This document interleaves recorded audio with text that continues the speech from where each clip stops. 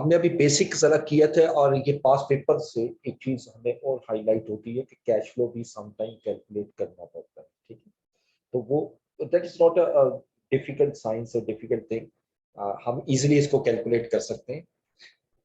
ये क्वेश्चन मैं यहीं से स्टार्ट करता हूँ, क्वेश्चन नंबर 1 से। और द लॉयन स्टेशनरी कंपनी, ये आपका पिक्फा में आया हुआ है समर 2017 में, क्वेश्चन नंबर 6 है। The Lloyd Stationery Company is considering the purchase of a latest press considered top of the line, which would cost 200,000. ये जो 200,000 की अमाउंट है, ये मेरी इन्वेस्टमेंट की अमाउंट है, डेफिनेटली जो ईयर 0 में आएगी। The estimated cash benefits from its operations are likely to be as follows. ये हमें कैश बेनिफिट मिल रहा है हर साल का, 50,000 से स्टार्ट हुआ और 20,000 तक हमें कैश बेनिफिट मिलेगा हर साल। Depreciation on the press is to be charged on straight line basis over the lifetime, which would be 10 years. अच्छा, अब यहाँ पर एक चीज ख्याल करनी है कि डेप्रिसिएशन जो है वो नॉन कैश एक्सपेंस है और हमारा जो इन्वेस्टमेंट अप्रेजल की टेक्निक्स हैं वो कैश बेस्ड होती है, यानी इसको हमें कुछ नहीं करना अभी तक जितना मैंने पढ़ा है। लेकिन आगे पढ़े तो अज्यूम लिख करता है 50% टैक्स रेट। देखिए बेसिकली टैक्स जो है ना वो कैश पे नहीं होता, टैक्स प्रॉफिट पर होता है और प्रॉफिट निकलता है जब हम डेप्रिसिएशन कैश बेनिफिट में से लेस करेंगे। यानी इसमें हमें करना क्या है कि पहले कैश जो दिया हुआ है बेनिफिट, इस कैश को हम अज्यूम करेंगे, क्योंकि यहाँ मेंशन नहीं है, इसको अज्यूम करेंगे this cash benefit is cash before tax, cash flow before tax. उसमें फिर हम उसको पहले कन्वर्ट करेंगे प्रॉफिट में, ठीक है। प्रॉफिट कैसे निकलेगा? सिंपल, इसमें डेप्रिसिएशन अगर मैं माइनस कर दूं ना तो प्रॉफिट आ जाएगा। कैश फ्लो में अगर मैं डेप्रिसिएशन माइनस कर दूं तो वो मेरा प्रॉफिट आ जाएगा, लेकिन वो होगा प्रॉफिट बिफोर टैक्स। फिर उसमें से 50% टैक्स मैं लेस करूंगा जो कि रेट दिया हुआ है, और 50% टैक्स रेट लेस करने के बाद जो आएगा वो प्रॉफिट आफ्टर टैक्स होगा, और इसमें दोबारा डेप्रिसिएशन ऐड कर देनी है ताकि मैं कैश में कन्वर्ट हो जाए, ठीक है। बेसिकली मुझे चाहिए होता है कैश फ्लो आफ्टर टैक्स। ये क्वेश्चन में जो कैश फ्लो दिया हुआ है ये बिफोर टैक्स है, ठीक है। इसको आफ्टर टैक्स में कन्वर्ट करना है। अब रिक्वायरमेंट तो क्वेश्चन की देखें तो पहले पे बैक पीरियड है, फिर average annual return on original investment है, नेट प्रेजेंट वैल्यू है, और discounted cash flow return rate of return. इस सब के लिए मुझे डेफिनेटली सबसे पहले तो कैश फ्लो निकालने पड़ेगी, ठीक है। कैश फ्लो पहले कैलकुलेट करते हैं, उसके बाद फिर बाकी कैलकुलेशन होगी। तो ये question number 1, Deloitte Stationery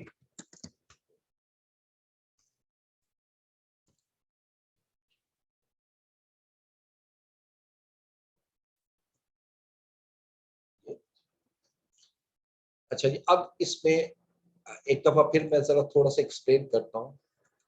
if cash flow before tax is given, we have to convert it into cash flow after tax. हमें जब भी cash flow before tax question में दिए हो तो हमें उसको कन्वर्ट करना होगा कैश फ्लो आफ्टर टैक्स, ठीक है, फिर प्रेजेंट वैल्यू हो जाए। अच्छा, आप बजाय तो बड़ा सिंपल नजर आता है कि कैश फ्लो बिफोर टैक्स दिया हुआ है, मुझे आफ्टर टैक्स चाहिए सिर्फ टैक्स लेस कर। ऐसा नहीं है, क्योंकि टैक्स कैश फ्लो पे नहीं निकलता, टैक्स प्रॉफिट पर होता है। तो इस पे मेथड, 2 मेथड होते हैं, मैं दोनों मेथड समझाऊंगा। मेथड नंबर 1 जरा कॉन्सेप्चुअली समझ आ जाती है लेकिन लेंथी है, दूसरा जरा थोड़ा सा रिवर्स वर्किंग और वो जरा शॉर्ट है। मेथड 1 में हम क्या करते हैं कि पहले हम लेंगे कैश फ्लो बिफोर टैक्स, ठीक है। इसमें से हम लेस करेंगे डेप्रिसिएशन। जब मैं इसमें से डेप्रिसिएशन लेस कर दूंगा, जो आंसर आएगा वो कहलाएगा प्रॉफिट बिफोर टैक्स। अब इसको इसमें से मैं लेस करूंगा टैक्स, जो भी रेट दिया हुआ उसके हिसाब से, क्योंकि टैक्स कैश फ्लो पे नहीं लगना, टैक्स प्रॉफिट पे लगना। इसलिए हमने कैश को पहले प्रॉफिट में कन्वर्ट किया, फिर टैक्स लेस किया, तो अब मेरे पास आंसर आ गया प्रॉफिट आफ्टर टैक्स। अब प्रॉफिट आफ्टर टैक्स आ चुका है, अब दोबारा कैश फ्लो में कन्वर्ट करना है। तो अब मैं वही डेप्रिसिएशन दोबारा ऐड कर दूंगा, तो मेरे पास कैश फ्लो आफ्टर टैक्स आ जाता। एक तो मेथड। अब इसमें देखिए कि 3-4 स्टेप बन जाते हैं। मेथड नंबर 2 में जब मैं जाता हूँ, मेथड 2 आंसर दोनों में बिल्कुल सेम आएगा, इसमें कोई डिफरेंस नहीं आएगा। इसको मैं लूंगा कैश फ्लो बिफोर टैक्स। इसमें से पहले मैं लेस करूंगा tax on cash flow, tax on cash flow. हालांकि टैक्स बनता है प्रॉफिट पर, लेकिन मैं पहले कैश फ्लो पे टैक्स दूंगा, फिर जो बेनिफिट हो रहा है यानी डेप्रिसिएशन की वजह से टैक्स सेविंग हो रही है, टैक्स सेविंग जिसको टैक्स शील्ड भी कहते हैं, ऑन डेप्रिसिएशन, वो ऐड कर दोगे तो डायरेक्टली मेरा कैश फ्लो आफ्टर टैक्स आ जाएगा। अब ये मेथड बहुत शॉर्ट है, सेकंड मेथड, ठीक है, और मैं रिकमेंड भी यही करूंगा कि पेपर में आप इस मेथड को कर सकते हैं। लेकिन अभी मैं इसी क्वेश्चन को दोनों मेथड से करूंगा। देखिए कैश फ्लो निकालने के लिए, कैश फ्लो आफ्टर टैक्स निकालने के लिए ऊपर हेडिंग जरूर पढ़िएगा। ये मैंने कहा अगर वो गिवन ना हो, ठीक है, अगर कैश फ्लो गिवन ना हो, cash flow before tax given हो और आफ्टर टैक्स गिवन ना हो, तो हमें पहले उसको आफ्टर टैक्स में कन्वर्ट करना पड़ेगा, ठीक है। तो मैं इसको पहले मेथड नंबर 1 में लेके चलता हूँ। अब जैसे मैंने लिखा है उसके मुताबिक देखते जाएं। पहले तो ईयर लेते हैं,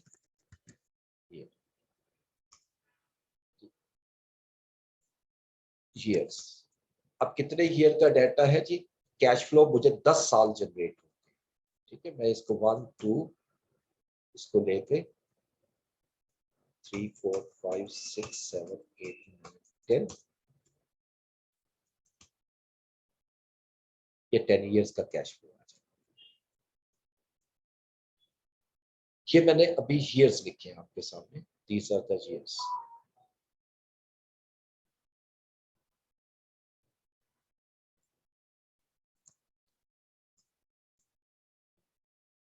ये लीजिए।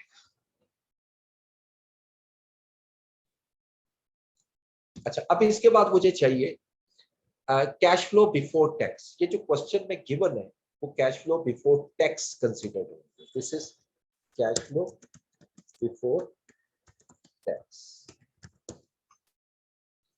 अब ये जो हमें गिवन है ये 50,000, देखिए ऊपर लिखते हैं estimated cash benefit from its operations are likely to be, यानी उससे जो हमें कैश जनरेट होगा। ठीक है, बात है ये वो है जो जनरेट हो रहा है, तो इस पे अभी टैक्स पे नहीं हुआ हुआ, इसलिए हम इसको tax cash flow before tax लेंगे। और पहला आ रहा है 50,000, देन 80,000 ईच,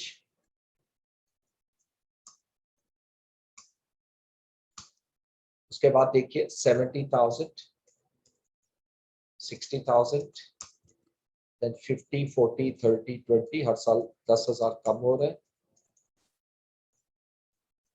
ये डाटा क्वेश्चन से मैंने लिया, ठीक है। अब मैं इसकी तरफ आता हूँ, लेस करनी है इसमें डेप्रिसिएशन, ठीक है जी। अब मैं इसमें डेप्रिसिएशन, डेप्रिसिएशन है कितनी, उसे कहा जी straight line method, straight line method. ये देखिए वो लिखता है depreciation request to be charge on straight line basis over the life time which will be 10 year. अगर एसेट 2 लाख का है और 10 साल में डेप्रिसिएट करना है, हर साल की डेप्रिसिएशन 20,000 बनेगी, ठीक है। तो आप 20,000 डेप्रिसिएशन हर साल में से माइनस कर दो। मैं इसी को कॉपी कर लेता हूँ, ये माइनस कर दो, ठीक है। जब डेप्रिसिएशन इसमें से लेस करूंगा, अब जो आंसर आएगा this is non profit before tax, ये मेरा प्रॉफिट बिफोर टैक्स कहलाएगा,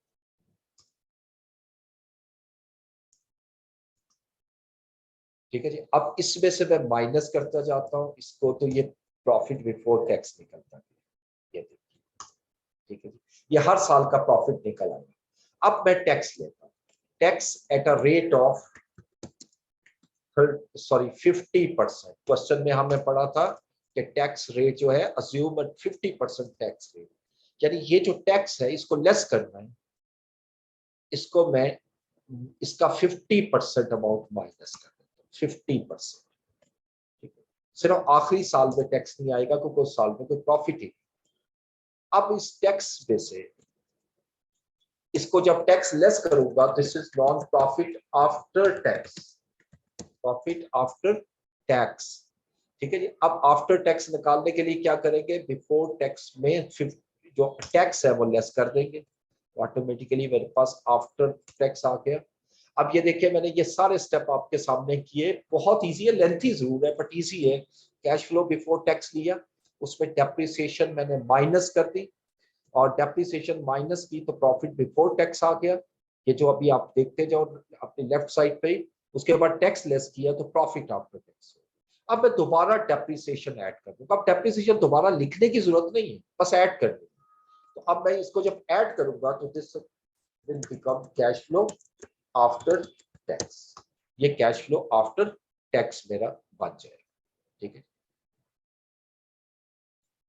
अब आफ्टर टैक्स कैश फ्लो के लिए मैं क्या करता हूं, प्रॉफिट आफ्टर टैक्स में प्लस कर देता हूं डेप्रिसिएशन, ये डेप्रिसिएशन प्लस कर दी, ये मेरा कैश फ्लो। अब ये मेरा फाइनल फिगर है जिसको मैं थोड़ा सा हाईलाइट कर रहा हूं, ये मेरा फाइनल है जिससे मैंने सारी कैलकुलेशन कर दी। ठीक है। ये मेथड नंबर 1 कैश फ्लो। अब मैं इसके मेथड नंबर 2 को पहले एक्सप्लेन करता हूं और फिर आगे हम सॉल्यूशन की तरफ जाएंगे। दोनों में से कोई एक ही मेथड आप यूज करोगे, दोनों मेथड यूज करने की जरूरत नहीं। अब मेथड नंबर 2 में देखिए, मेथड नंबर 2 में मैंने आपसे कहा कैश फ्लो बिफोर टैक्स लेना है, तो पहले ये दो चीजें तो एज इट इज ले लेते हैं, इसमें कोई मसला नहीं, ये तो क्वेश्चन में गिवन है। ठीक है, ईयर्स भी ले लिए और कैश फ्लो बिफोर टैक्स भी ले लिए। अब मैंने क्या करना है, इसमें से टैक्स लेस करना है कैश फ्लो पे। ठीक है, अब मैं लेता हूं टैक्स ऑन प्रॉफिट नहीं, टैक्स ऑन कैश फ्लो। ये जो कैश फ्लोज मैंने लिखे हैं इस पे टैक्स निकालते जाएं, और टैक्स रेट वही है एट 50%, एट 50%। और ये 50% कैसे निकलेगा, इसका 50% लिया 25,000, ये सारा कैलकुलेट करने यहां तक हर एक का 50%।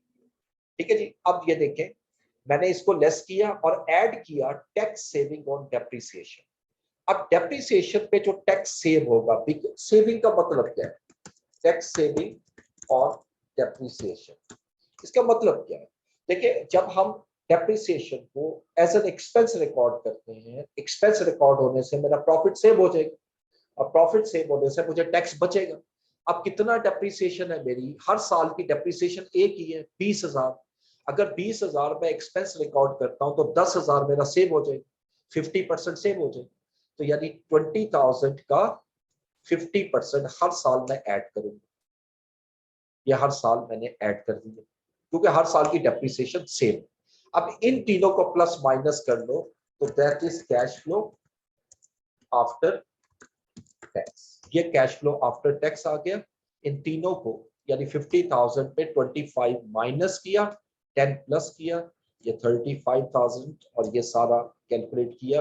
अब आप देखो ये जो मैंने ऊपर आंसर निकाला हुआ है दिस वन, ये 35 50 50 50 35 50 50 50 45 40 35 30 25 20 और सारा वही। This is the easiest method जो मैंने सेकंड किया, ये आसानी से आप कैलकुलेट कर सकते हैं। ठीक है, ये दो में से कोई एक मेथड एग्जामिनेशन में आपने यूज कर। अच्छा, मैं अब आप लोग अगर क्वेश्चन के आंसर दे दूं सॉल्व करने से पहले।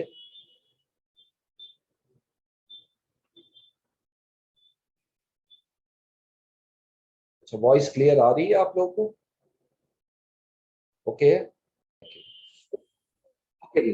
तो इसमें अब पहला क्वेश्चन आपने किया है कि पेपर में कैसे पता लगेगा cash flow before tax given है या आफ्टर टैक्स। देखिए इसमें बड़ी क्लियर चीज है, अगर इस वर्डिंग को देखें आप तो इसके अंदर एक वर्ड लिखा है estimate cash benefit from operations are likely. देखिए जो ऑपरेशन से, जैसे आप बिजनेस कर रहे हो वहां से जो कैश जनरेट कर रहे हो वो कैश फ्लो बिफोर टैक्स ही है ना, टैक्स तो उसके बाद पे करोगे, इसलिए हम इसको कैश फ्लो बिफोर टैक्स ले रहे हैं, आफ्टर टैक्स नहीं ले रहे। ठीक है, उसके बाद आपका क्वेश्चन ये था जीरो ईयर क्यों नहीं लिया। देखिए वो तो अभी सॉल्व करेंगे तो लेंगे, ये तो अभी सिर्फ कैश फ्लो निकाल। जब हम प्रॉपर सॉल्यूशन में आएंगे, प्रॉपर से मतलब है कि जब IRR निकालना है, कोई और चीज निकालनी है, उसके लिए आएगी। ठीक है,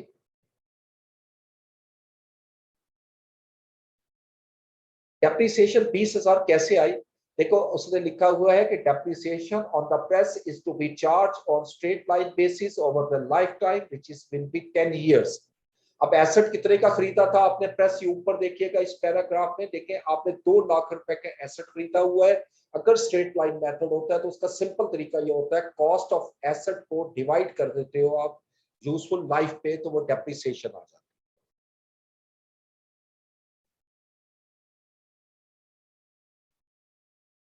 अच्छा, हम डेप्रिसिएशन एड बैक डेप्रिसिएशन को रिवर्स करने के लिए किया, कैश में डेप्रिसिएशन नहीं होती इसलिए। यस, देखो cash is other than depreciation, और कैश में से अगर डेप्रिसिएशन लेस करूंगा तो प्रॉफिट आ जाएगा, और प्रॉफिट में डेप्रिसिएशन ऐड करूंगा तो ऑब्वियसली कैश फ्लो बन जाएगा, एक दूसरे का रिवर्स चलेगा।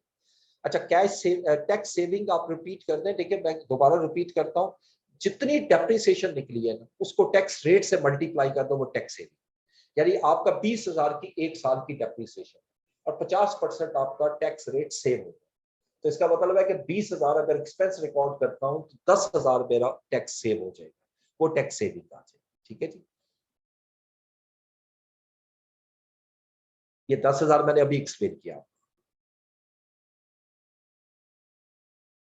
कैश फ्लो पे टैक्स नहीं होता सेकंड मेथड में, और काइंडली टैक्स सेविंग का कॉन्सेप्ट रिपीट कर दे। देखिए सेकंड मेथड शॉर्टकट मेथड होता है, इसमें हम बेशक प्रॉफिट पे टैक्स होता है। देखो इसके सोल्यूशन में हम क्या जवाब दे रहे होते हैं, हम कहते हैं जी कि हमारा जो कैश फ्लो है वो 30,000 है, इस पे टैक्स 15,000 बनता है, लेकिन डेप्रिसिएशन का 10,000 टैक्स सेव होने की वजह से ये इसमें आई है, यहां से समझ आएगी। देखिए मैं ये कहूंगा कि जी 50,000 मेरा कैश फ्लो है, इस पर 25,000 टैक्स बनता है, लेकिन डेप्रिसिएशन की वजह से 10,000 मेरा टैक्स सेव हो जाएगा। ठीक है, यानी मुझे 15,000 टैक्स पे करना पड़ेगा, तो ये 35,000 हो जाएगी। इसका मीनिंग ये है। दोबारा एक्सप्लेन एक बार फिर कर देता हूँ, एक बार फिर कर देता हूँ।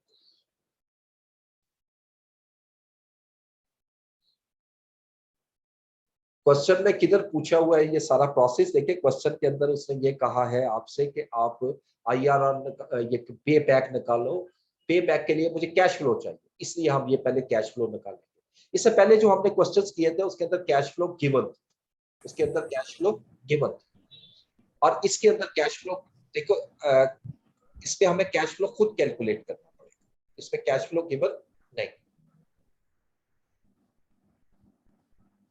ओके, सर वालेकुम अस्सलाम। फर्स्ट मेथड है, फिर इसके लॉस कॉलम की कैलकुलेशन सर एक दफा देखिएगा। लास्ट बैच ओके जी, बोलिए। सर ईयर 2 के सर एंड पे 50,000 आ रहे थे, ये किस तरह से ड्राइव हो रहा है? ये 50,000 this one. Yes sir. Okay, देखिए इसमें इस तरह है कि ये जो प्रॉफिट आफ्टर टैक्स आया, इसमें आप डेप्रिसिएशन जो है उसको ऐड बैक कर दो। सिर्फ ये प्रॉफिट में 20,000 ऐड किया 15 में, ये 35 हो गया, 30,000 में 20,000 ऐड किया 50,000 एंड सो, यानी हर साल की डेप्रिसिएशन उसमें ऐड हो जाएगी। ये मैंने मेथड की डिस्क्रिप्शन साइट पे लिखी हुई है आपको, जब प्रॉफिट आफ्टर टैक्स निकल आएगा उसमें दोबारा डेप्रिसिएशन ऐड कर देंगे। मैंने आपसे कहा था दोबारा कॉलम बनाने की जरूरत नहीं है, क्योंकि डेप्रिसिएशन का कॉलम हमने बनाया हुआ, सिर्फ ऐड कर दीजिएगा तो वो कैश फ्लो आफ्टर टैक्स में कन्वर्ट हो जाएगा। ठीक है, अच्छा मेथड नंबर 2 देखिए। Thank you. मेथड नंबर 2 को एक दफा फिर रिपीट कर देता हूं मैं आपको। देखिए इसमें यहां तक तो वही है, क्वेश्चन में जो गिवन है कैश फ्लो बिफोर टैक्स, इसमें आप ये करोगे कि इसी कैश फ्लो बिफोर टैक्स पर पहले टैक्स कैलकुलेट कर लोगे। टैक्स रेट है हमारा 50%, यानी 50,000 का 25% टैक्स बनता है, लेकिन मुझे टैक्स पे 25,000 नहीं करना, बिकॉज डेप्रिसिएशन की वजह से 10,000 मेरा टैक्स सेव हो जाएगा। और ये टैक्स सेविंग कैसे निकली है ये अभी आप मुझसे पूछ रहे थे, मैं लैदा शो कर देता हूँ। टैक्स सेविंग ऑन डेप्रिसिएशन, ये आपने कैलकुलेट इस तरह की है कि जो डेप्रिसिएशन है 20,000, उस पे 50% टैक्स रेट जो है लगाया, तो 10,000 रुपीज आपकी टैक्स सेविंग आ गई हर साल, क्योंकि हर साल का डेप्रिसिएशन एक्सपेंस सेम है, वो जो पीछे कैलकुलेट हुआ है, ये देखिए 20,000 ईच। लेकिन अगर हर साल का डेप्रिसिएशन मुख्तलिफ हो, जैसे रिड्यूसिंग बैलेंस मेथड में होती है, तो फिर टैक्स सेविंग हर साल की अलग से आपको कैलकुलेट करनी पड़ेगी। ठीक है, ये मेथड अब मैंने कैलकुलेट कर लिया कैश फ्लो। अब आइएगा क्वेश्चन की पहली रिक्वायरमेंट क्या है, पे बैक पीरियड निकाल दो। पे बैक, ये देखिए डाटा में आइएगा, अब वो कहता है पे बैक पीरियड निकाल दो। अब पे बैक पीरियड के लिए मैं इससे आगे भी जा सकता हूं, लेकिन मैं अब डाटा अलग लेता हूं आप लोगों के लिए। पार्ट ए, पे बैक पीरियड। अब जब भी मैं सॉल्व करूंगा, मैं इसी डाटा को फॉलो करूंगा, ये जो कैलकुलेट किया cash flow after tax, this one, इसी को फॉलो करूंगा। यहां से मैंने ईयर्स लिए और यहां से मैंने कैश फ्लो आफ्टर टैक्स लिया, जो मैंने सॉल्व किया। अब शायद आपको समझ आई हो कि मैंने ये क्यों कैलकुलेट किया। जब तक ये कैलकुलेट नहीं होगा, उस वक्त तक हमारा आगे क्वेश्चन सॉल्व हो ही नहीं सकता। तो पहले मुझे कैश फ्लो चाहिए। ठीक है, कि मैं पहले फार्मूला सही कर दूं। ये कैश फ्लो आफ्टर टैक्स जो है वो मैंने कैलकुलेट कर लिया, ये ईयर्स आ गए और कैश फ्लो आफ्टर टैक्स। अब ये समझ लो ये बिल्कुल उसी फॉर्म में आ चुका है जो से हमने क्वेश्चन किए थे, ये डाटा में गिवन है समझो। ठीक है जी, कैश फ्लो आफ्टर टैक्स। अब मैंने इसका पे बैक निकाला, तो पे बैक के लिए क्या करूं, एक्यूमुलेटेड कैश फ्लो निकाल, जो हमने पढ़ चुके, accumulated cash flow after tax. ये CFAT जो मैंने लिखा है, इसको हम कैश फ्लो आफ्टर टैक्स भी कहते हैं। ठीक है, ये मैं यहां लिख देता हूं कहीं, CFAT means cash flows after tax, right? अच्छा, अब एक्यूमुलेटेड के लिए अब इसमें सिर्फ ये है कि 0 ईयर भी डालूं। ठीक है, 0 ईयर में मैंने इन्वेस्टमेंट की थी, 0 ईयर में इन्वेस्टमेंट जो की थी वो ले आए, और इन्वेस्टमेंट हमने क्वेश्चन में की थी 200,000, ये 200,000 यहां आ जाए। अब मैं इसको एक्यूमुलेटेड कैश फ्लो निकालता हूं, ये हम पढ़ चुके हैं पिछले लेक्चर्स में भी, कि 0 ईयर में जिस दिन इन्वेस्टमेंट की अमाउंट 200,000 आ गई, उसके बाद 200,000 पे 35,000 रिकवर हो गया, 165 है। फिर 165 में से 50,000 रिकवर हो गया, 115। इसी तरह मैं इसको प्लस करता जाऊं तो ये वैल्यूज आती जाएगी। देखो ये मेरी पहले नेगेटिव वैल्यूज थी, फिर पॉजिटिव आ गई। अब पे बैक पीरियड निकालता हूं मैं, पे बैक पीरियड।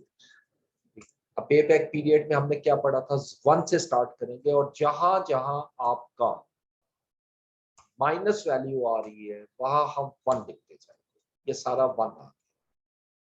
और जहां पर पॉजिटिव वैल्यू आ रही है, ये पॉजिटिव वैल्यू, वहां पर आप क्या करोगे, यानी 15,000 को डिवाइड कर दोगे 45,000 से, तो 0.533, इसकी वर्किंग भी शो कर देता हूं।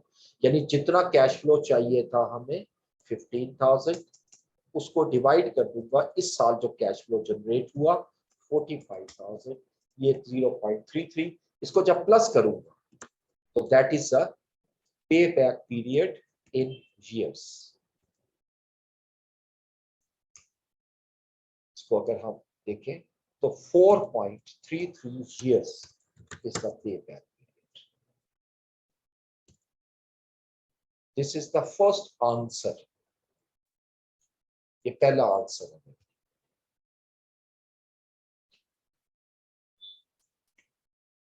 ठीक है जी, हर पार्ट को मैं अलग से इसलिए कर रहा हूं आपके साथ। अब दूसरा पार्ट देखिए क्वेश्चन की रिक्वायरमेंट के मुताबिक, वो कहता है average annual return on original investment. ठीक है, ये इसको हम कहते हैं return on investment, return on investment. ये कैसे निकलेगी, इसके लिए फार्मूला मैं बता देता हूं। Part B, return on investment, और इसका सिंपल सा फार्मूला एक होता है average profit, not cash flow, average profit divided by original investment into 100, बस इतना सा काम करना, आप एवरेज निकाल। अच्छा, अब जब ये क्वेश्चन दिया हो जिसमें ये रिक्वायरमेंट दी हो, तो सेकंड मेथड से ये प्रॉफिट नहीं निकलता।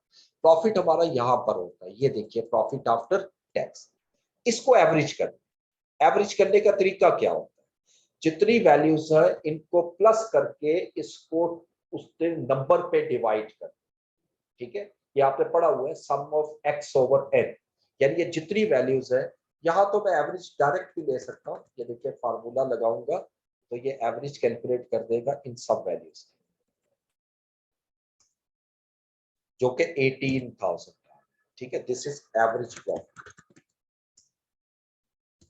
ठीक है, लेकिन ये कैलकुलेट कैसे किया, इन सब को प्लस करके 10 पे डिवाइड करके, इन सब को प्लस करो पहले, ये बनता है 180,000 और इसको डिवाइड किया 10 पे, this is average profit.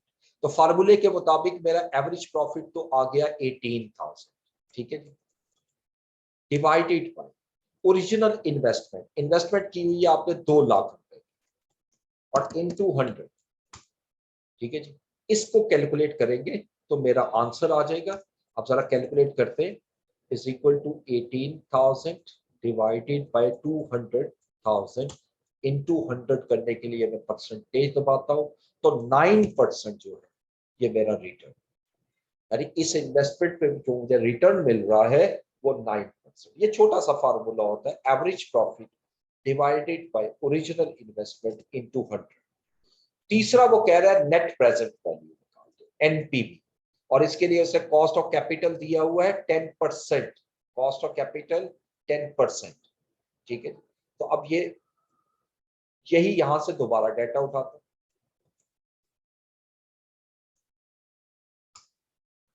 Part C net present, ये डाटा दोबारा से इसको मैं रिफ्रेश करता हूं। ठीक है जी, ये वही कैश फ्लो है जो आपने वहां पे कैलकुलेट किया था मेथड 1 से या मेथड 2 से। अब मुझे present value, net present value निकालनी है और डिस्काउंट फैक्टर दिया हुआ है 10%। अब नीचे टेबल दी हुई, ये देखो ये टेबल है 10% वाली, 15%, 16% और 20%। ठीक है, अब यहां पर आपका ऑब्वियसली उसने 10% कहा है तो मैं 10% का फैक्टर लूंगा, मैं टेबल से नहीं लेता क्योंकि आंसर वही आएगा, मैं इसको खुद कैलकुलेट करता हूँ। ठीक है, जैसे हमने सीखा था प्रेजेंट वैल्यू फैक्टर एट 10%, मैं 10% पे फैक्टर निकालता हूँ, 0 ईयर का फैक्टर तो आएगा 1। ठीक है, अब मैंने क्या करना है, 1 डिवाइडेड बाय 1.10, फिर इसको डिवाइड करूंगा 1.10 पर, और देख लो ये जो टेबल क्वेश्चन में दी है सेम वही आती जा रही है। इसको डिवाइड करूंगा 1.10, देखो 7.751, आगे 0.683 है, इसको डिवाइड किया 1.10, 683, कहीं पर शायद 0.001 का डिफरेंस आ सकता है, इससे ज्यादा नहीं। ये आखिरी वैल्यू देखो 0.386, ये 10वें साल में 0.386। ठीक है, ये प्रेजेंट वैल्यू फैक्टर आ गया। अब इस प्रेजेंट वैल्यू फैक्टर को मैं कैश फ्लो से जब मल्टीप्लाई करूंगा तो दैट इज प्रेजेंट वैल्यू, इसको डिस्काउंटेड कैश फ्लो भी कहते हैं। अब इसको आप मल्टीप्लाई कर दो, 200,000 इंटू 1, 200,000 और ये सारा मल्टीप्लाई किया, ये कैलकुलेट। ठीक है, सबको मल्टीप्लाई कर, इसको आपस में 35,000 इंटू 0.909, 50,000 इंटू 0.826 और लास्ट 20,000 इंटू 0.386। अब इन सबको प्लस कर लो,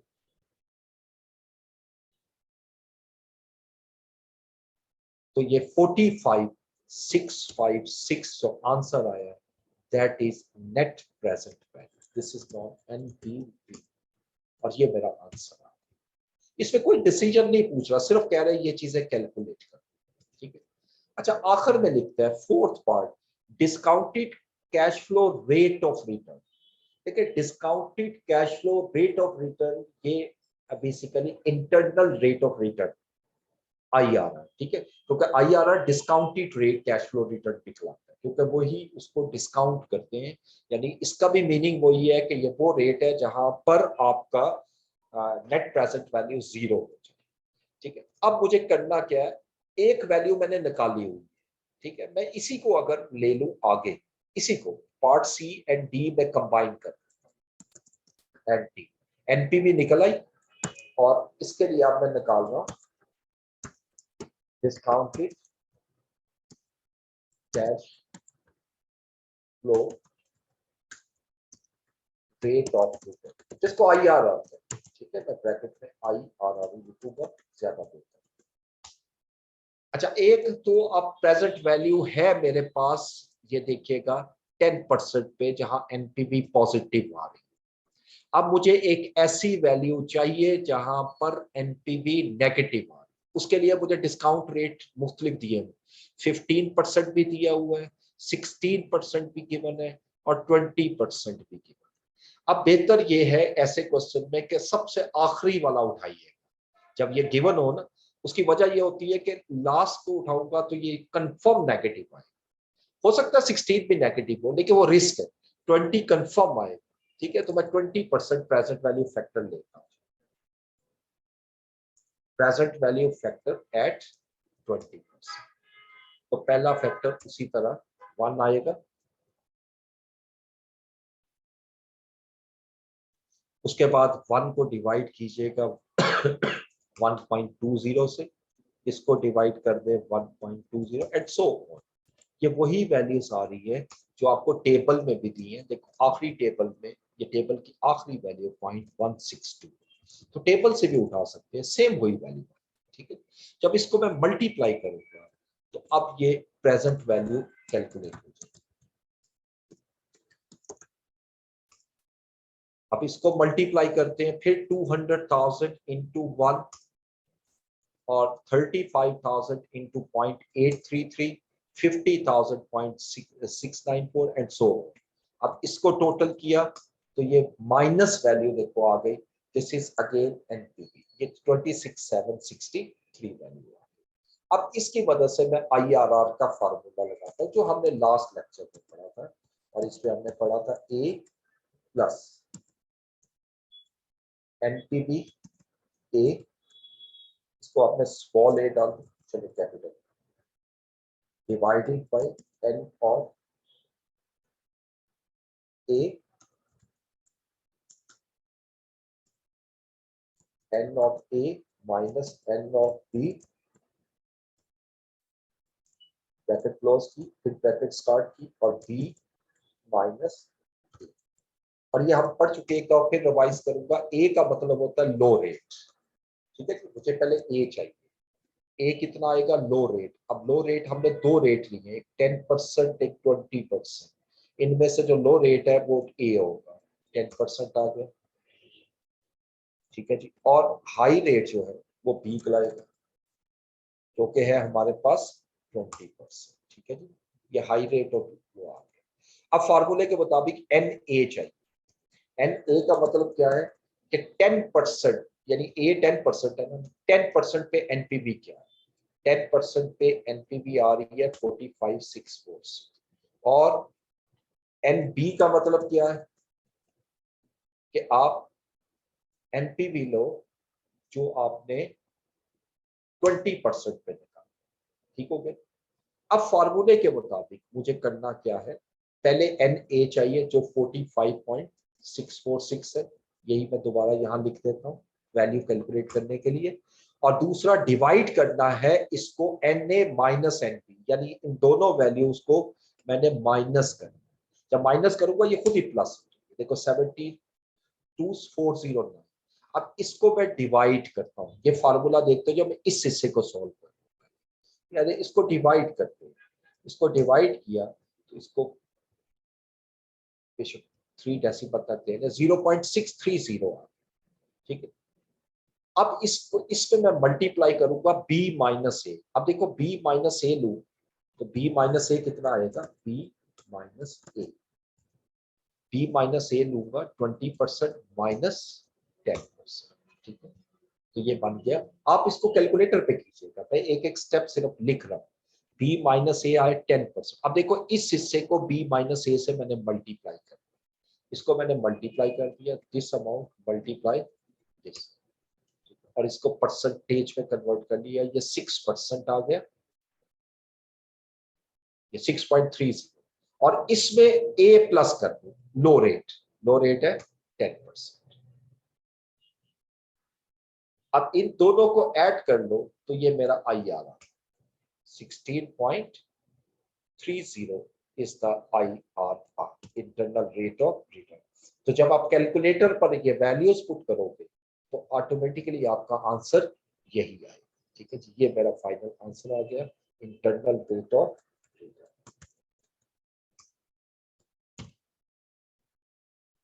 तो ये क्वेश्चन जब पेपर में आपको आया था तो काफी लेंथी क्वेश्चन था और सिर्फ 10 मार्क्स का था, देखो 2.5 ईच। इसमें एक आधा पार्ट सिर्फ छोटा है, क्योंकि इसके लिए आपको पहले ये एक्सरसाइज करनी पड़ेगी, ये कैश फ्लो निकालना पड़ेगा। ठीक है, चाहे मेथड 1 को यूज करें या मेथड 2 को यूज करें, उसके बाद फिर आप सॉल्व करना शुरू करें। तो मैंने अलग अलग करके आपको ये क्लियर किया।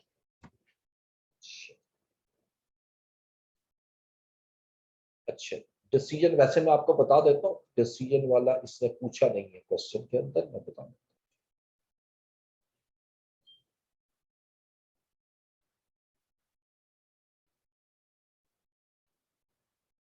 कैश फ्लो आफ्टर टैक्स निकालने के लिए जो कैलकुलेशन की है वो भी सॉल्यूशन का हिस्सा है या फिर सेपरेट वर्किंग करनी है, this is the part of solution, क्योंकि जब तक वो नहीं होगा आप आगे बढ़ नहीं सकते। डिवाइडेड बाय 9 नहीं करेंगे, नहीं डिवाइड बाय 9 तो वो तब करेंगे ना जब वो वाला मेथड यूज करेंगे जो मैंने आपको बताया, ठीक है, उसके अलावा तो नहीं करेंगे। ईयर 10 डिसीजन में बता दो। देखो डिसीजन इसका सिंपल, देखो पे बैक पीरियड पे मैं इस पे डिसीजन इसलिए नहीं ले सकता, मुझे कट ऑफ पीरियड नहीं दिया हुआ। ठीक है, आंसर आ रहा है 4.33 ईयर्स, और हमने पढ़ा था ये इंडिपेंडेंट है क्योंकि एक सिंगल प्रोजेक्ट है। अब इस पे एक्सेप्टेंस तब होती है जब इसका ये जो पे बैक पीरियड है ये हमारा जो से कम है, यानी कट ऑफ पीरियड से कम, क्योंकि कट ऑफ पीरियड है नहीं तो इसमें डिसीजन नहीं ले सकता। रिटर्न ऑन इन्वेस्टमेंट मुझे मिल रहा है 9%। ठीक है, मेरा एक्सपेक्टेड रिटर्न कितना है, 10%। क्वेश्चन में देखिए मेरा एक्सपेक्टेड रिटर्न है 10%, ये जो कॉस्ट ऑफ कैपिटल है ये 10, यही एक्सपेक्टेड रिटर्न, और ये प्रोजेक्ट मुझे 9% रिटर्न जनरेट कर देगा। अगर मैं रिटर्न ऑन इन्वेस्टमेंट की बेसिस पर डिसीजन लूं तो मैं इसको रिजेक्ट करूंगा, लेकिन एनपीवी की बेसिस पर देखिए, एनपीवी पॉजिटिव है तो मुझे इसको एक्सेप्ट कर लेना चाहिए। ठीक है, और आईआरआर देखिए, आईआरआर मेरा पास 16.30 और ये मेरा कॉस्ट ऑफ कैपिटल से ज्यादा है तो मुझे एक्सेप्ट कर लेना चाहिए। अब दो आपको कह रहे हैं, दो आपके मेथड जो है इन्वेस्टमेंट अप्रेजल के, वो आपसे ये कह रहे हैं कि आप इसको एक्सेप्ट करो, और एक मेथड ऐसा है जो आपसे कह रहा है कि इसको रिजेक्ट कर दो। ऑलवेज रिमेंबर, अगर कहीं पर कॉन्फ्लिक्ट आता है तो सबसे बेस्ट मेथड जो कंसीडर होता है that is net present value. आपने सिर्फ उसको प्रेफरेंस देकर आपने डिसीजन करना। ठीक है,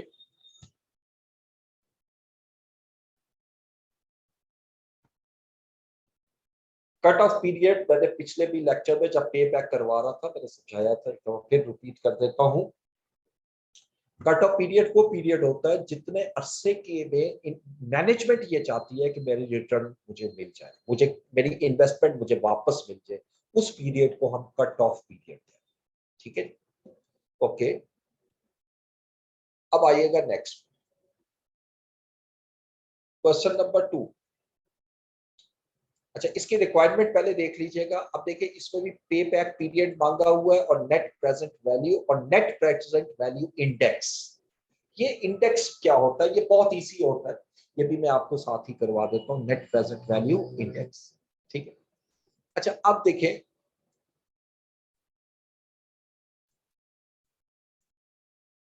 क्वेश्चन पढ़िए। अगेन कैश फ्लो गिवन नहीं है, मुझे कैश फ्लो निकालना पड़ेगा। ठीक है, देखो ये अब याद रखना है, जिस क्वेश्चन के अंदर कैश फ्लो गिवन ना हो जैसे अगर नीचे जाता हूं तो कुछ क्वेश्चन में कैश फ्लो गिवन, जैसे जो हमने लास्ट टाइम भी किया था, ये देखिए ये कैश फ्लो आपके पास गिवन। जिस क्वेश्चन में कैश फ्लो गिवन नहीं है हमें खुद कैलकुलेट करना पड़ेगा। अच्छा, अब आप कहोगे पहले क्वेश्चन में तो कैश फ्लो गिवन था, यस गिवन था, लेकिन वो कैश फ्लो बिफोर टैक्स था, मुझे कैश फ्लो आफ्टर टैक्स में कन्वर्ट करना, और यहां तो कैश फ्लो सिरे से दिया ही नहीं। ठीक है, तो यहां लिखते हैं wrapper company contemplates replacement of one of its machinery with new equipment. The annual cost of operating the machinery is rupees 138,600 without taking into consideration the accounting depreciation। वो कह रहे हैं जो मशीन जो है, जो इस वक्त जो मेरे पास मशीन है, उसको ऑपरेट करने पे जो मेरी कॉस्ट आती है वो 138,600 है, जो कि जिसके अंदर डेप्रिसिएशन शामिल नहीं। ठीक है, estimated operating cost of new machine in the market is ₹91,800। अलबत्ता जो मेरी ऑपरेटिंग कॉस्ट है न्यू मशीन की वो 91,800। देखिए मैं क्या करना चाह रहा हूँ, पुरानी मशीन को रिप्लेस करना चाह रहा हूँ न्यू से। जब रिप्लेस करूंगा तो यकीनी बात है ये मेरी कॉस्ट सेविंग होगी, यानी पहले 1,38,600 रुपए कॉस्ट लग रही थी, अब 91,800 लगेगी। Cost of new equipment company wants to buy is 160,000 which is net of the trade in allowance. यानी वो जो मशीन आपने खरीदनी है उसके लिए जो आपने पे किया है वो 160,000 है, net of trade in allowance, यानी इसमें ओल्ड मशीनरी को देने के बाद जो अमाउंट बचती है। यानी ये समझ ले जो मार्चा जिसको कहते हैं ना, एक्सचेंज करना, एक मशीन देकर उसकी जगह नई मशीन देकर, पुरानी मशीन दे रहा हूं मैं और उसकी जगह नई मशीन दे रहा हूं, और उसके साथ 160,000 रुपीज पे कर। ठीक है, useful life of equipment is estimated to be 8 years। 8 साल लाइफ है with no salvage value। Assumption is made that income tax is 50% and cost of capital is 8%. Company uses straight line method and the annual depreciation charge is 20,000। Book value of old machine is 0। यहां हर साल की cash flow same, हर साल। पिछले question में हर साल का cash flow same नहीं था, स्वाय 2-3 सालों, हर साल मुख्तलिफ नजर आया।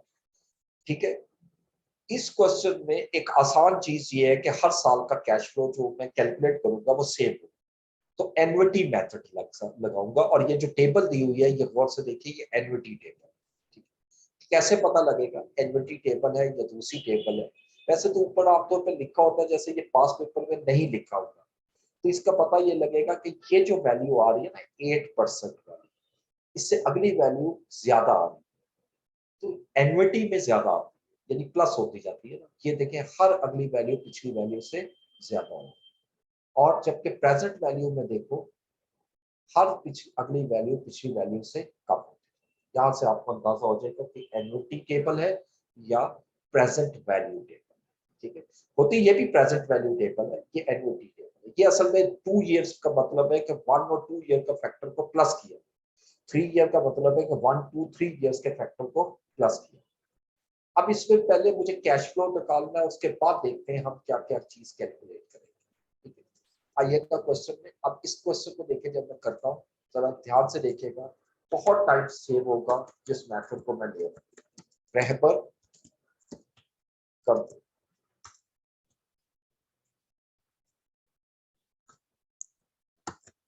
क्वेश्चन नंबर, अच्छा ओके, देखिए हमारी इन्वेस्टमेंट किस साल में हो रही है? 0 ईयर, और कितनी इन्वेस्टमेंट है? 1,60,000। यहाँ मैं 0 ईयर्स लेता हूँ और यहाँ पर कैश, यही से उठाते हैं।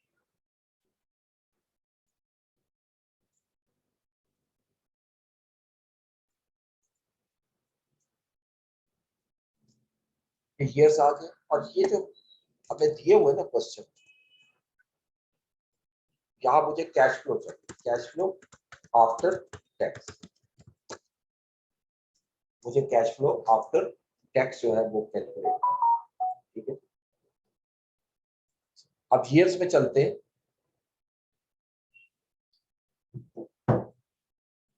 अब कितने साल है वो बात की बात है, पहले 0 ईयर में, ठीक है जी। इसी तरह यहाँ से मैं 0 ईयर में मेरी इन्वेस्टमेंट कितनी है? इन्वेस्टमेंट है मेरी 160,000। ये मेरा कैश आउटफ्लो होगा। पुरानी मशीन देकर मैं जब नई मशीन दूंगा तो 1,60,000 रुपए मुझे कैश पे करना है। उसके बाद हर साल मुझे कैश जनरेट होगा, हर साल, ठीक है। अब इसके लिए चूंकि इक्वल है, यानी ये पहले साल से लेकर 8वें साल तक, ईयर 1 से लेकर 8 ईयर, ये मैं ये सेक्टर में लिया।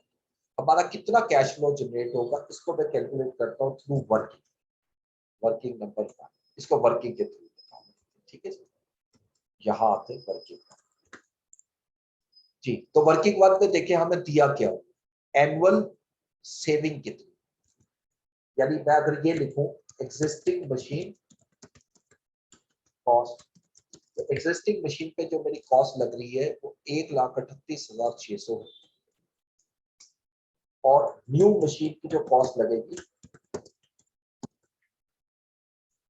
वो कह रहे हैं जी कि उसमें कॉस्ट लगेगी 91,800। तो एनुअल सेविंग कितनी आ गई,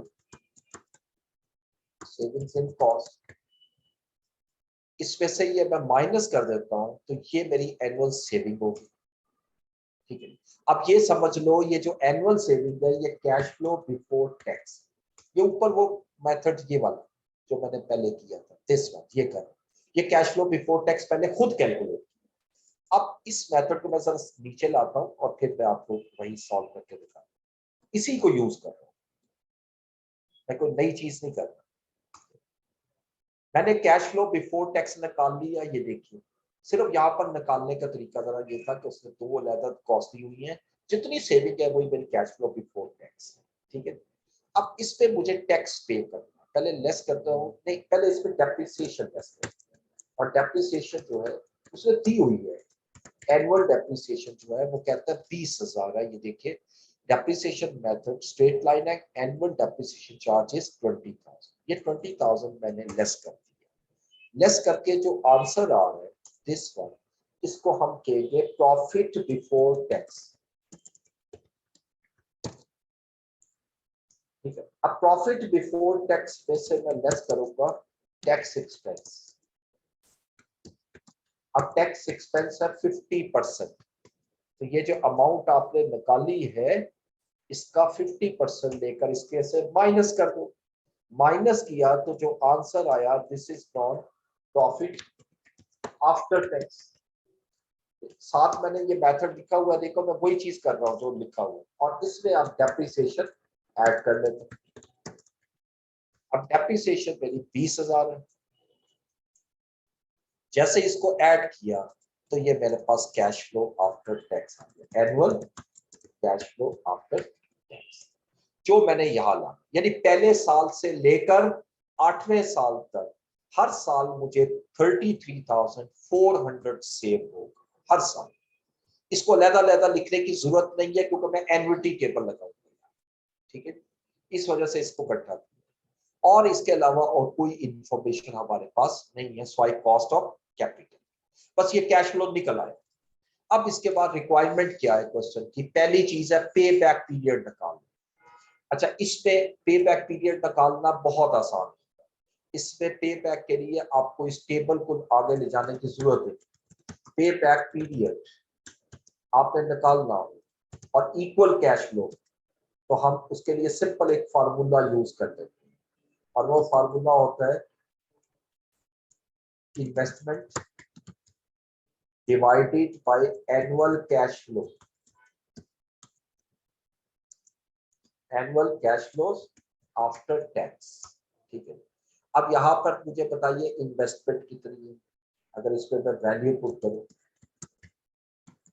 इन्वेस्टमेंट है मेरी 160,000 ये, और एनुअल कैश फ्लो कितना है, वो हमारा है जी 33,400। जब इसको डिवाइड करूंगा तो दैट इज 4, यानी 160,000 को डिवाइड की कर दिया मैंने 33,400 पे और इसका कॉमा में कन्वर्ट कर दीजिएगा 4.79 ईयर्स जो है ये मेरा पे है, यानी 4.79 ईयर्स में 79 ईयर्स में मेरी ओरिजिनल इन्वेस्टमेंट जो है वो रिटर्न हो जाए। दिस इज नॉन एज पे बैक पीरियड। ठीक है, नेक्स्ट आइएगा। इस क्वेश्चन की दूसरी रिक्वायरमेंट ये है कि नेट प्रेजेंट वैल्यू निकाल। ठीक है, तो हमें प्रेजेंट वैल्यू फैक्टर चाहिए, अभी निकल आएगी प्रेजेंट वैल्यू फैक्टर एट 8%। 8% क्यों ले रहा हूं कि उसने क्वेश्चन में 8% दिया हुआ, उससे क्वेश्चन में 8% दिया हुआ है। ये देखिए डिस्काउंट रेट यानी कॉस्ट ऑफ कैपिटल इज 8%, तो मैं 8% दूंगा। अब 8% की टेबल लेने का तरीका देखिए, ये 8% है और क्वेश्चन ये कह रहा है कि 0 ईयर का तो आपको पता है 1 आता है। अब यहां पर आपने एन्युटी फैक्टर लगाना है, एन्युटी फैक्टर। ठीक है जी, एन्युटी फैक्टर कहां से लूं, यहां से 8 ईयर में जाइए और आखिरी वैल्यू उठाइए 5.7466, ये आपको नजर आ रहा है, ये एन्युटी है 5.7466। ठीक है, एक डेसिमल और बढ़ा देते,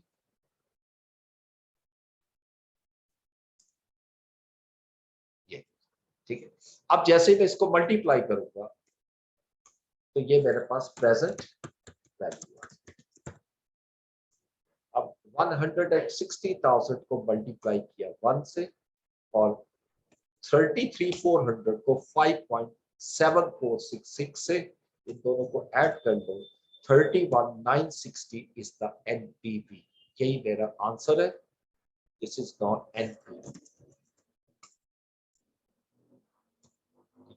ये क्वेश्चन की दूसरी रिक्वायरमेंट थी कि उसने कहा जी आईआरआर निकाल, सॉरी एनपीवी निकाल। आगे लिखते हैं एनपीवी इंडेक्स। अच्छा, एनपीवी इंडेक्स में यहां ले रहे हैं, इसके लिए फार्मूला याद रखिएगा। एनपीवी इंडेक्स, इसका फार्मूला सिंपल ये होता है कि एनपीवी डिवाइडेड बाय इन्वेस्टमेंट। बस सिंपल कि आपने जो एनपीवी इन्वेस्टमेंट से एनपीवी अर्न की है वो कितने प्रोपोर्शन। अब देखो एनपीवी हमारी है 31, अगर मैं अलग-अलग लिख दूंगा आपको, एनपीवी हमारी है 31,936 और इन्वेस्टमेंट कितनी है वो भी हमने यहाँ कैलकुलेट की हुई है, लिखी हुई है 160,000। तो जब इसको डिवाइड करूंगा, this is not NPV index. Index कहते हैं प्रोपोर्शन, तो इसको डिवाइड कर दो 160 पर और इसको डेसिमल प्लेसेस पे ले जाए ज्यादा में, बेशक 2 तक रख लो वो भी ठीक है। 0.20 इज द प्रॉफिटेबिलिटी इंडेक्स। ये क्या बता रहा है कि 1 रुपया अगर मैं इन्वेस्ट करता हूं तो रियल टर्म में 20 पैसे कैश जनरेट करके देता है। 0.20 का मतलब हर 1 रुपए के पीछे 20 पैसे जो है वो मुझे जनरेट हो रहे हैं। इसको कहते हैं एनपीवी इंडेक्स। अब देखो ये क्वेश्चन देखने पे तो काफी लेंथी लगता था बट बहुत छोटा क्वेश्चन, इसमें कुछ भी नहीं। तो जहां पर आपके कैश फ्लो हर साल का सेम हो, वहां पर कोई जरूरत नहीं कि आप इतना लेंथी कैलकुलेशन करो, आप एनविटी अप्लाई करो, क्योंकि ये टेबल भी जो आपको क्वेश्चन में दी हुई है वो एनविटी है। अच्छा, आपको क्वेश्चन के अंदर टेबल जो है वो क्वेश्चन पेपर के अंदर ही ये बना के देता है। ठीक है, तो ये मैंने देखा सारा क्वेश्चन पेपर में होता है, तो इट बिकम्स ईजियर। बस आपने इसमें से जो वैल्यू चाहिए वो लेनी है, सारी वैल्यूज आपने नहीं लेनी। ठीक है, उसके बाद नेक्स्ट आइएगा अगले question.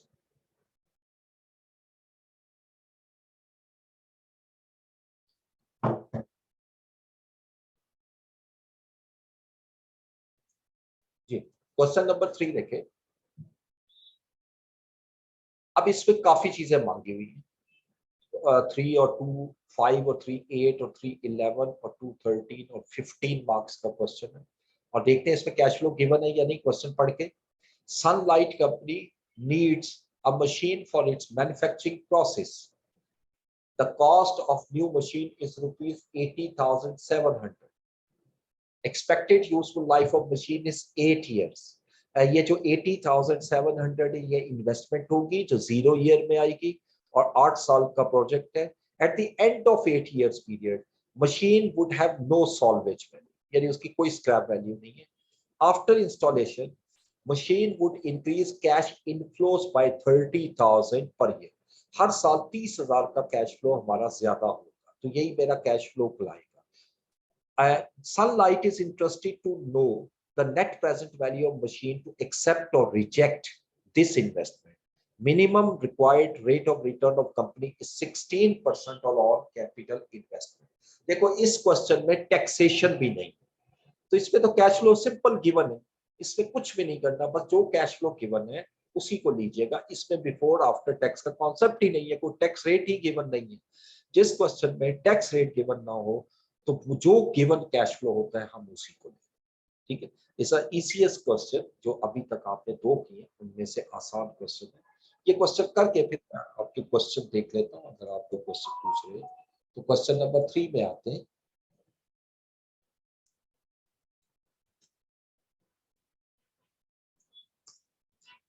That is Sunlight Company.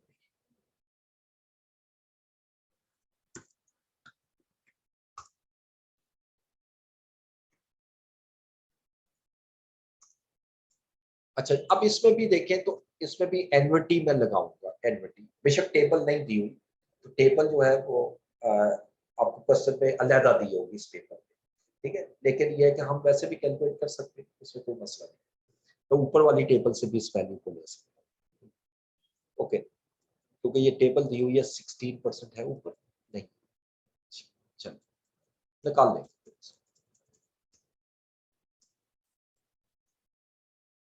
अच्छा जी, तो उसी तरह आइएगा 0 ईयर में।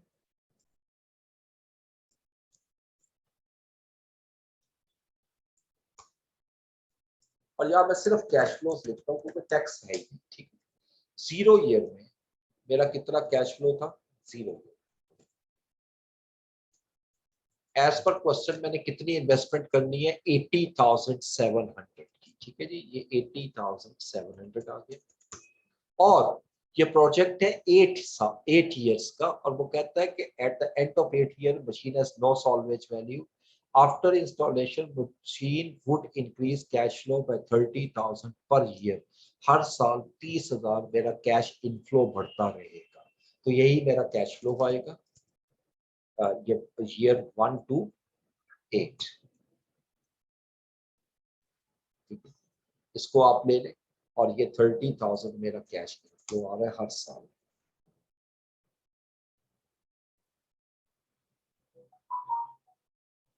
ओके, अब इसको लेस करने के बाद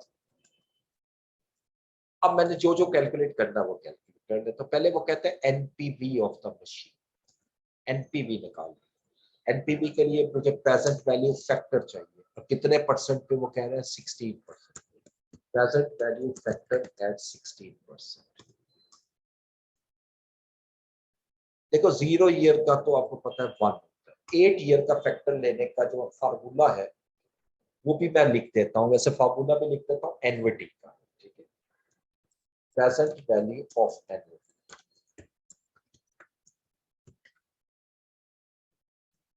इसमें फार्मूला होता है r into 1 minus 1 plus small r raise to power n और होल डिवाइडेड बाय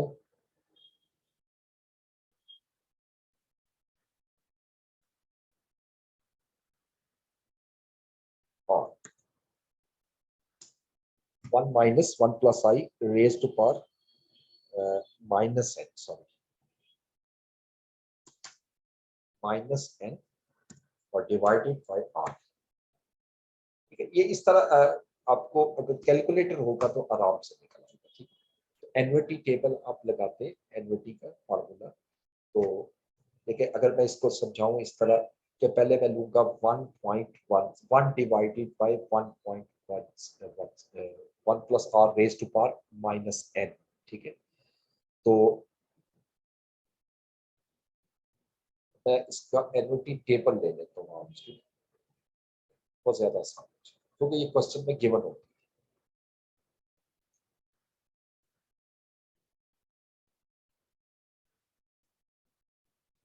तो मेरे पास इसमें कैलकुलेटर है। Anyone who can calculate from the calculator, आपके पास कैलकुलेटर होगा साइंटिफिक, इसमें से अगर कोई कैलकुलेट कर सकता है तो 16% पे जरा कैलकुलेट कीजिए।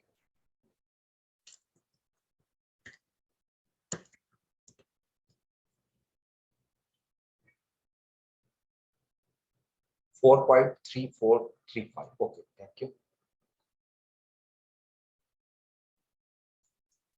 4.3435, ठीक है।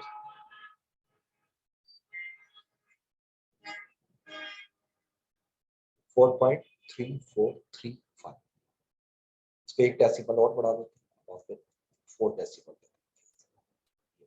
ठीक है जी। ये प्रेजेंट वैल्यू फैक्टर निकल आया 16%। अब मैं इसकी प्रेजेंट वैल्यू निकाल लूँ।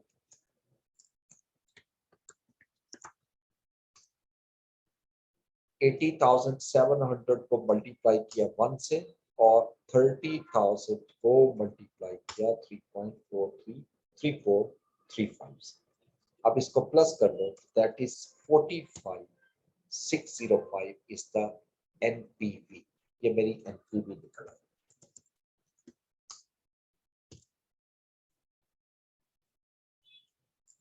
ठीक है। अच्छा दूसरा वो लिखता है कैलकुलेट पे बैक।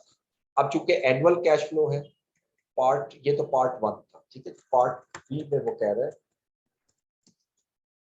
पे बैक पीरियड।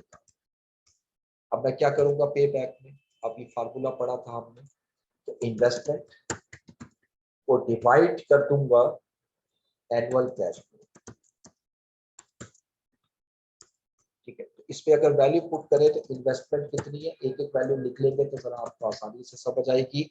एनुअल इन्वेस्टमेंट है, सॉरी इन्वेस्टमेंट है मेरी 80,700 और एनुअल कैश फ्लो कितना है 30,000, ठीक है।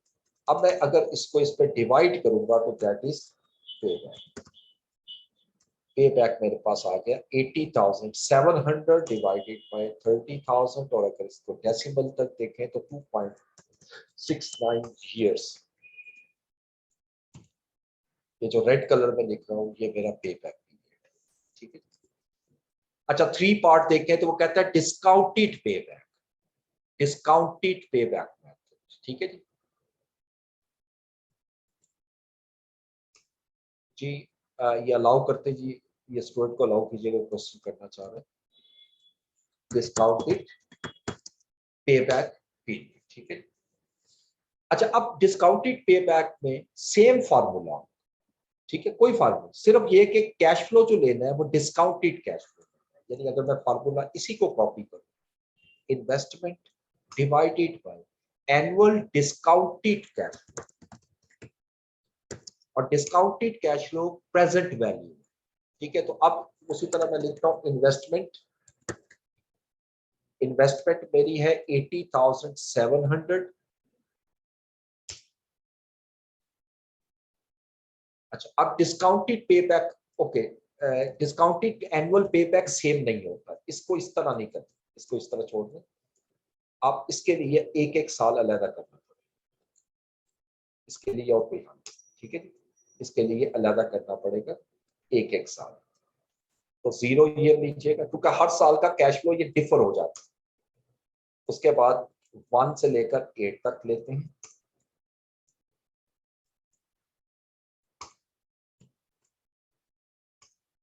ये 1 से, ठीक है। और हर 0 ईयर का कैश फ्लो 80,700 और हर साल का कैश फ्लो 30,000।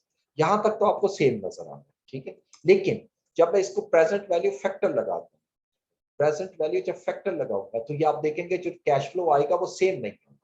जब सेम नहीं होगा तो फिर मैं इसको कैसे अप्लाई करूं, ये अप्लाई नहीं हो सकता, ठीक है। इसलिए फिर हमें इसको टेबल में कन्वर्ट करना पड़ा, ये 1 आया, 1 डिवाइडेड बाय 1.16, इसी तरह 1.16 पे डिवाइड करते रहे, हर साल का फैक्टर आ गया, और इन सबको प्लस करेंगे तो ये वही एन्युटी फैक्टर था जो हमने ऊपर लिखा था, ठीक है। ये वही याद है, यहां से लेकर यहां तक, ये अगर मैं प्लस करूंगा तो ये जो ऊपर आपने लिखवाया था 4.344, ठीक है, ये वही फैक्टर आ। अच्छा अब मैं इसको प्रेजेंट वैल्यू में कन्वर्ट कर लेता हूँ, ये प्रेजेंट वैल्यू में कन्वर्ट हुआ। कन्वर्ट होने के बाद इसी को हम डिस्काउंटेड कैश फ्लो भी कहते हैं, डिस्काउंटेड कैश फ्लो। अब मैं एक्यूमुलेटेड डिस्काउंटेड कैश फ्लो निकालता हूं, एक्यूमुलेटेड डिस्काउंटेड कैश फ्लो। अब ये आ जाएगा 80,700, 80,700 प्लस 25,862। इस तरह आप करते जाओगे, ये हम पहले कर चुके हैं इसलिए थोड़ा सा तेजी से किया मैंने। अब इसको सारा कैलकुलेट कर लिया। अब मैंने डिस्काउंटेड पे बैक निकाल लिया, ये डिस्काउंटेड पे बैक पीरियड आ गया। और वही तरीका लगाना है कि जिस साल में पहले साल को छोड़ के जहां जहां माइनस वैल्यू आ रही है 1 लगाते जाए, और जहां प्लस आ रही है वो आपने पढ़ा था जितनी इन्वेस्टमेंट चाहिए उसको जितनी एक्चुअली इन्वेस्टमेंट रेज की है उस पर डिवाइड कर देंगे, तो ये मेरा डिस्काउंटेड पे बैक पीरियड आ जाएगा, विच इज इक्वल टू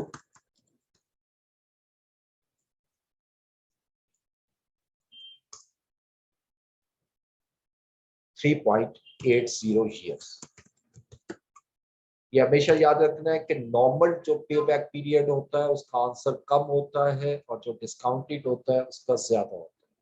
ठीक है, डिस्काउंटेड क्योंकि डिस्काउंट में कैश फ्लो कम हो जाता है इसलिए हायर आंसर आता है। उसका 2.69 है, इसका 3.80। अच्छा, उसके बाद नेक्स्ट आइएगा पार्ट नेक्स्ट में IRR कैलकुलेट करना। ठीक है, अब IRR के लिए अब हम क्या करते हैं जी, इसी मेथड को फॉलो करेंगे, इसी में IRR निकाल लेंगे, इसी में निकालते हैं। ठीक है, अब IRR के लिए मुझे क्या करना है, बल्कि मैं अगर इसी को कॉपी कर लूं तो अलग ही निकाल लेते हैं, जरा आसान हो जाएगा। इतना हिस्सा हमने कैलकुलेट किया हुआ, राइट। अब मुझे एक ऐसी एनपीवी चाहिए जहां पर एनपीवी नेगेटिव हो जाए। अच्छा, अब ये 16% पे पॉजिटिव है, अब मुझे कितने परसेंट लूं तो नेगेटिव होगा, इसके लिए मैं एक एस्टिमेट लगाता हूँ, रफ एस्टिमेट। और वो वही मेथड मैं यूज कर रहा हूँ जो मैंने पहले किया था। आप छोड़ दो उस मेथड को, चले वैसे ही ट्रायल एंड एरर बेसिस पे लगाते हैं। मैं इसको 30% पे ले जाता हूँ। तो प्लीज जिनके पास कैलकुलेटर है, आपने पहले भी कैलकुलेट किया, जरा अब 30% पे एन्युटी फैक्टर बताइएगा क्या, 30% पे एन्युटी फैक्टर।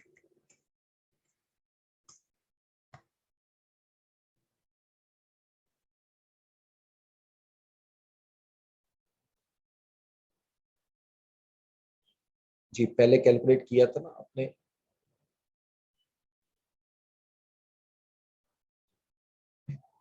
2.9247, 2.9247। अब ये फैक्टर आ चुका है। अब मैं क्या करता हूँ जी, इसको मल्टीप्लाई करता हूँ और दोबारा प्रेजेंट वैल्यू निकाल लेते हैं। अब इसको 80,700 को इससे मल्टीप्लाई किया और 30,000 को मैंने इससे मल्टीप्लाई किया।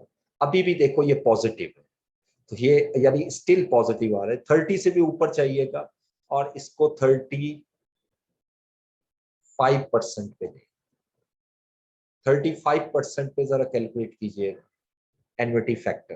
तो देखो ये ट्रायल एंड एरर लगाना पड़ेगा इसमें, इसमें मैं लगा सकता हूँ, इतना टाइम होता है हमारे पास एग्जाम में कि इसको मैं लगा सकता हूँ। अब मैं ये ले रहा हूँ 35% पे, जरा दोबारा कैलकुलेट कीजिएगा, 2.5982, 2.5982। अब ये नेगेटिव वैल्यू है, ठीक है जी। अब ये नेगेटिव, ये दूसरी एनपीवी निकल आई, एक पॉजिटिव और एक नेगेटिव। अब उसी तरह मैं 4 वैल्यूज लिखता हूँ। लेकिन मुझे ए चाहिए, अगर मैं इसी को कॉपी करूं और मैं यहां से वैल्यूज उठाऊं, ये फार्मूला भी दोबारा ले आऊं, जो फार्मूला लगा हुआ है खुद ही कैलकुलेट कर देंगे, लेकिन मैं समझाता जाता हूँ सर। देखिए हमें करना क्या है, ये फार्मूला है, ए लेना है लो रेट। अब देखिए मैंने 2 रेट लिए हैं, एक लो रेट एक हाई रेट। जो ए है वो लो रेट है, वो है 16%। फिर मुझे चाहिए हाई रेट बी, और बी हाई रेट है वो 35% है। यानी ए वो रेट है जिसपे एनपीवी पॉजिटिव है, बी वो रेट है जिसपे एनपीवी नेगेटिव है, और इवन बी माइनस ए भी मैंने कैलकुलेट कर लिया, ये जो फॉर्मूले में बी माइनस ए आर। अब एन ए चाहिए, एन ए ये देखिए खुद ही उसने उठा लिया 49605 और एन बी जो है वो 2754 नेगेटिव वैल्यू। तो एक वैल्यू एन ए और एक N A plus N B जो है ये वैल्यू आ गई। अब इसको मैंने कैलकुलेट किया तो ये 34% जो है वो मेरा IRR रहा, यानी 34% पे मेरी NPV 0 हो जाएगी। सो IRR इज 34%। तो एक्सेल पे तो मैंने बड़े आसानी से निकाल लेता हूँ, ये चीज कोई मुश्किल नहीं, कैलकुलेटर पे आप निकालो इट बिकम्स इजियर, बल्कि एक्सेल पे तो मैंने एक एक चीज आपके सामने शो की है कि इसकी वैल्यूज क्या है, जो फार्मूले में मैंने पुट कर दी। जब सारी वैल्यूज लिखनी तो ये फार्मूला पुट आप आराम से कर सकते हो। ये तो मैंने अपनी कन्वीनियंस के लिए जरा समझाने के लिए आपको इस तरह लिखा कि इस तरीके से लिख दूं कि आपको थोड़ी सी अंडरस्टैंडिंग हो जाए, ठीक है। अब IRR के बाद नेक्स्ट स्टेप हमारा क्या था जी, प्रॉफिटेबिलिटी इंडेक्स, ठीक है। अब ये प्रॉफिटेबिलिटी इंडेक्स क्या होता है, इसका भी फॉर्मूला देखिए। प्रॉफिटेबिलिटी इंडेक्स, इसका फॉर्मूला होता है present value of cash inflows. जितने कैश इनफ्लो है उनकी प्रेजेंट वैल्यू क्या है, डिवाइडेड बाय इन्वेस्टमेंट। ये प्रॉफिटेबिलिटी इंडेक्स है। ये प्रॉफिटेबिलिटी इंडेक्स आपने यहां से निकालना है जहां से आपने एनपीवी निकाली। देखो जो present value of cash inflow है, present value of cash inflow वो कितना है, ये देखिए ऊपर क्वेश्चन, ये जो 13305 है, this is present value of cash inflow. क्या हर साल मुझे 30,000 कैश आएगा जिसकी प्रेजेंट वैल्यू 130,305 है, ठीक है। और इन्वेस्टमेंट मेरी कितनी है, इन्वेस्टमेंट है 80,000। जब इसको डिवाइड कर दूंगा तो that is not as profitability index. अब इसको डिवाइड कीजिएगा 13305 डिवाइडेड बाय दिस, तो प्रॉफिटेबिलिटी इंडेक्स आ गया 1.61। ये आंसर है प्रॉफिटेबिलिटी इंडेक्स, ठीक है। और आखिर में वो लिख रहा है नेट प्रेजेंट वैल्यू इंडेक्स, ये पहले भी निकाला है हमने पिछले क्वेश्चन में, ठीक है। एनपीवी इंडेक्स भी कहते हैं इसको, एनपीवी इंडेक्स। और इसका फार्मूला मैंने लिखा था एनपीवी डिवाइडेड बाय इन्वेस्टमेंट, सिर्फ एनपीवी डिवाइडेड बाय इन्वेस्टमेंट। तो मुझे यहाँ दो चीजें चाहिए, एक एनपीवी चाहिए और एक इन्वेस्टमेंट चाहिए।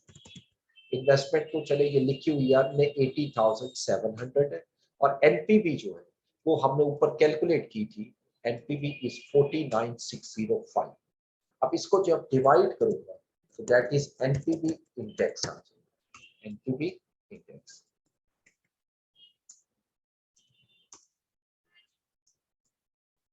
इसको डिवाइड कर दिया एनपीवी को इस पर, तो ये मेरा आंसर आ रहा है 0.61।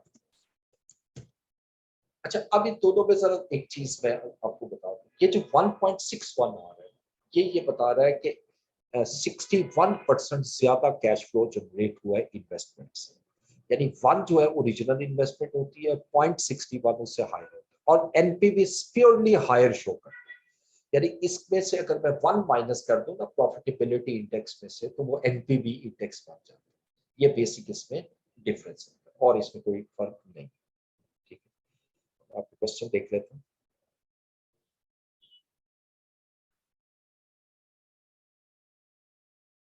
ओके, ये भी मैं आपको दे दूंगा क्वेश्चंस।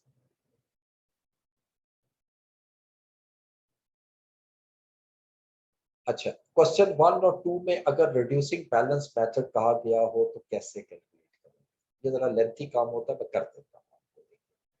इसी क्वेश्चन को लीजिएगा, डेप्रिसिएशन, ठीक है, जहां हमने डेप्रिसिएशन निकाली, इसी मेथड को मैं लाता हूं।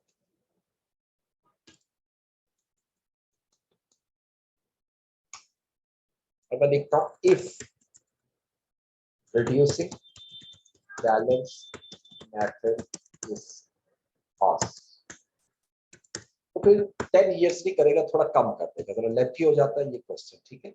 लेकिन ये है कि यहाँ पर चूंकि मेरे पास एक्सेल है तो मेरे लिए इतना मसला नहीं है, सारा डाटा वही है, मैंने वही है, सिर्फ डेप्रिसिएशन चेंज कर। अब यहाँ पर एसेट था 2 लाख रुपए और इस पे डेप्रिसिएशन रेट जो है वो मुझे चाहिए, तो वो दिया होगा, सपोज करते हैं डेप्रिसिएशन रेट जो है वो 25% है, ठीक है, कोई भी रेट लगा।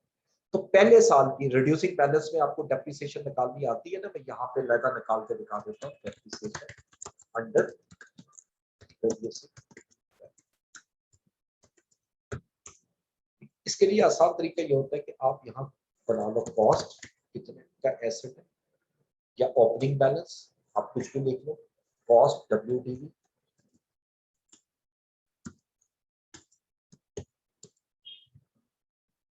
उसके बाद आप लिख लें डेप्रिसिएशन जो मैंने निकाल दी है, और फिर WDV क्लोज, ये क्लोजिंग। पहला साल अगर मैं यहां से चलूं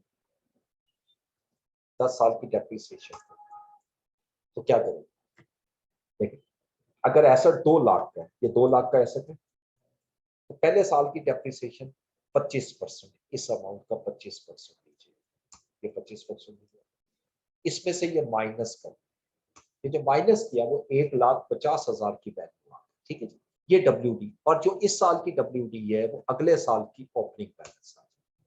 नेक्स्ट ईयर डेप्रिसिएशन 1,50,000 पे ले गया, 37,500,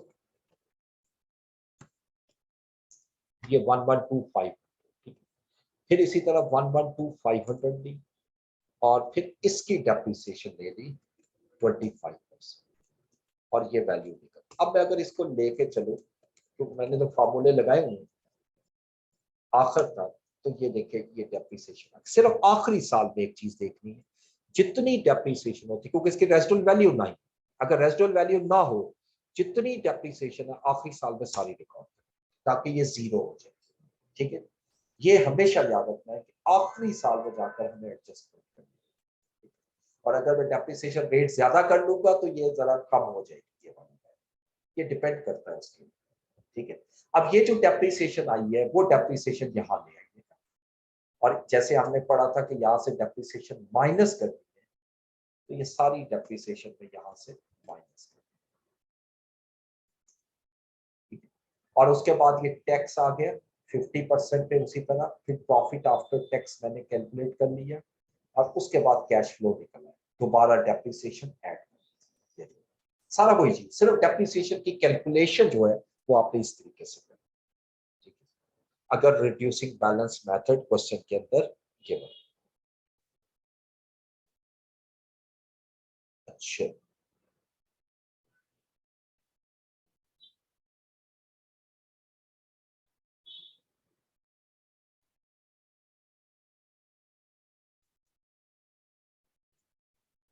अच्छा, डिस्काउंटेड पे बैक में आपने क्वेश्चन ये किया है कि आप अलग टेबल क्यों बना रहे हैं, ठीक है, और डिस्काउंटेड पे बैक में आंसर जो है वो ज्यादा क्यों आता है सिंपल पे बैक, ठीक है। सिंपल पे बैक का मतलब ये है कि जो कैश आपको जनरेट, जो कैश फिजिकली आपको जनरेट हो, जिसको नॉमिनल वैल्यू है, ठीक है, और दूसरी तरफ डिस्काउंटेड कैश फ्लो वो कैश फ्लो होता है जो रियल टर्म में आपको मिल रहा होता है, यानी जो वैल्यू ऑफ मनी कोई पॉइंट ऑफ व्यू से आप उसको मेजर करते हो। देखो अगर मैं आज मेरे पास 100 रुपीज, एक साल के बाद वो फेस पे 100 ही रहेगी, वो अगर मैं बुक में रख लूं, चले इस तरह मैं समझाऊं कि मैं उसको बुक में रख लेता 100 रुपीज, तो एक साल के बाद निकालता हूं तो वो कितने होंगे, एब्सोल्युटली 100 ही होंगे, लेकिन एक साल के बाद उसकी वैल्यू अब 100 के इक्वल नहीं, जिस दिन मैंने रखा था उस दिन जो 100 रुपीज की वैल्यू थी वो ज्यादा थी, और जिस दिन मैं उसको निकाल कर खर्च करना चाहता उस दिन 100 रुपीज की वैल्यू कम है, उसको हम कहते हैं डिस्काउंटेड कैश फ्लो। चूंकि डिस्काउंटेड कैश फ्लो कम होता है इसलिए उसका पे बैक पीरियड हमेशा ज्यादा है, ठीक है। एन्युटी कॉन्सेप्ट, सिंपल एन्युटी में ये होता है कि जहां पर आपका कैश फ्लो इक्वली जनरेट हो, हर साल जो कैश फ्लो जनरेट होता है वो अगर आपका इक्वल होगा तो उसको हम क्या कहते हैं, उसको हम एन्युटी यूज करेंगे वहां पर, ठीक है। अच्छा, सॉल्वेज वैल्यू अगर क्वेश्चन में लास्ट ईयर में गिवन हो, तो रिड्यूसिंग बैलेंस मेथड में डेप्रिसिएशन कैसे लेंगे, ओके। चले इसी क्वेश्चन में हम मैं अज्यूम करता हूं कि सॉल्वेज वैल्यू जो है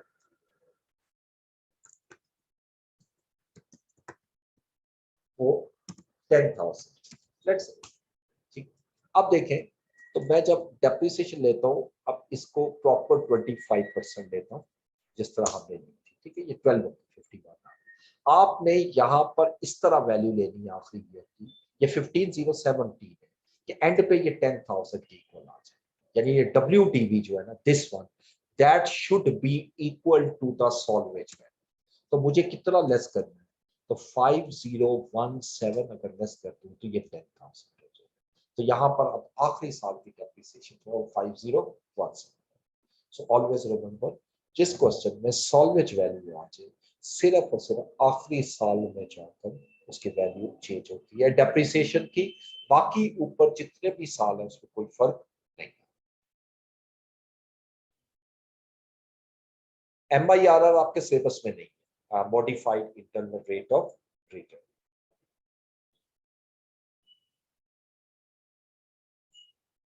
अच्छा, आपने ये पूछा कि फ्यूचर वैल्यू कैश फ्लो कैसे निकालेंगे अगर प्रेजेंट वैल्यू क्वेश्चन में गिवन है। देखो, अगर तो प्रेजेंट वैल्यू गिवन है तो फ्यूचर वैल्यू मुझे निकालने की जरूरत नहीं, ठीक है, क्योंकि हमने सारी कैलकुलेशन करनी ही प्रेजेंट वैल्यू की है।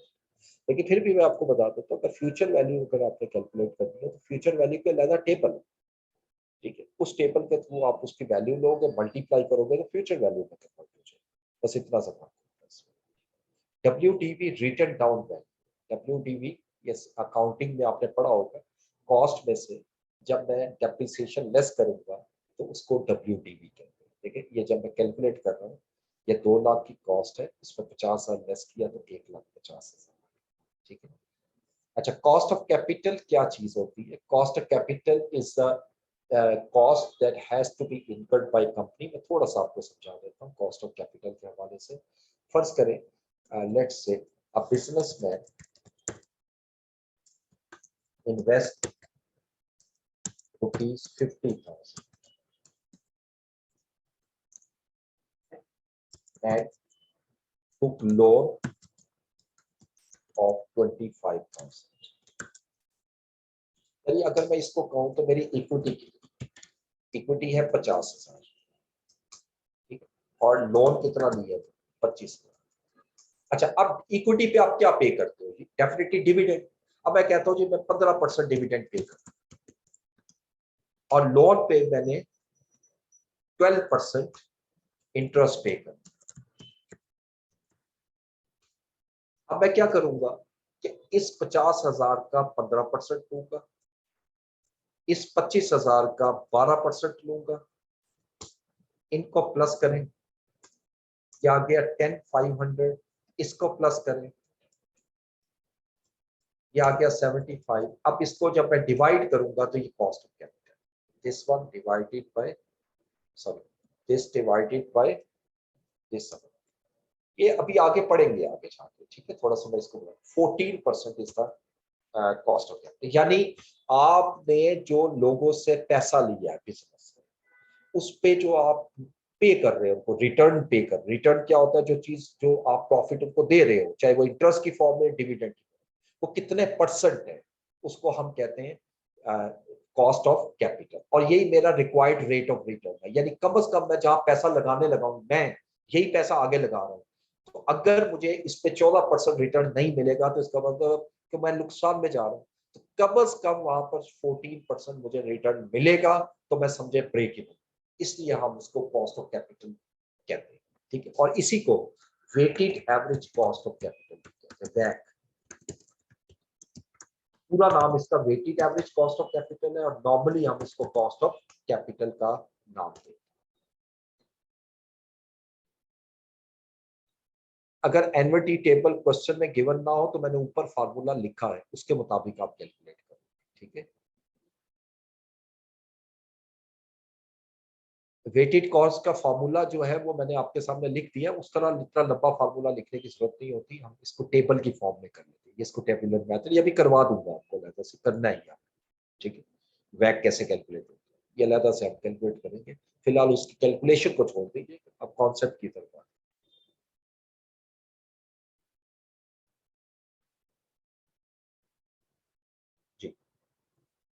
ठीक है। तो इसमें बेसिकली आपने इन दोनों को मल्टीप्लाई करना है। 50,000 पे मैंने जो डिविडेंड पे करना है 7.5, और 25,000 पे मैंने 3,000 पे। सिंपल सी लॉजिक सेम में रखिए।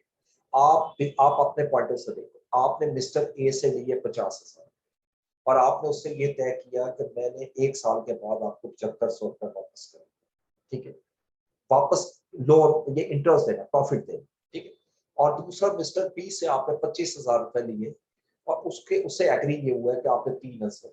इसका मतलब जो 75,000 आपने लिए दो बंदों से, उनको आपने 10,500 रुपीज पे करे। तो अगर मैं आपसे पूछूं कि आप अपने जो पैसा लिया उसमें कितने परसेंट वापस कर रहे हो, कितने परसेंट प्रॉफिट दे रहे हो, कितने परसेंट इंटरेस्ट दे रहे हो, तो definitely that is weighted average cost of capital, that is बैक। ठीक है जी। तो पेपर में तो टेबल वो खुद प्रोवाइड करते हैं, ठीक है। ले जाने की जरूरत नहीं होती, और ले भी जाए तो कोई इतना बड़ा इशू नहीं। आप उनको बता दें कि ये मैं टेबल लेके आया, तो चेक कर लेंगे और आपको अलाउ कर देंगे, इसमें कोई बड़ा मसला नहीं।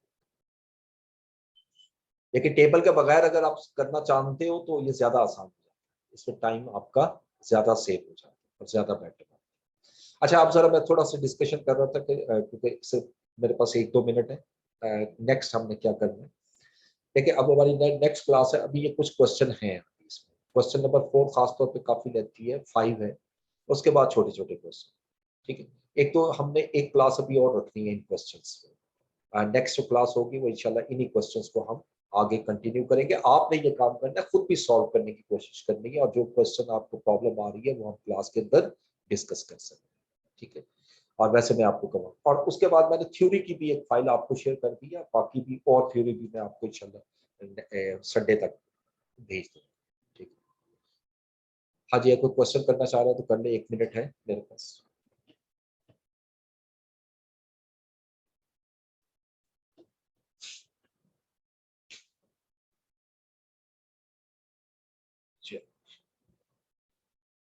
ओके जी, फिर ठीक है जी, नेक्स्ट टाइम इंशाल्लाह मुलाकात होती है।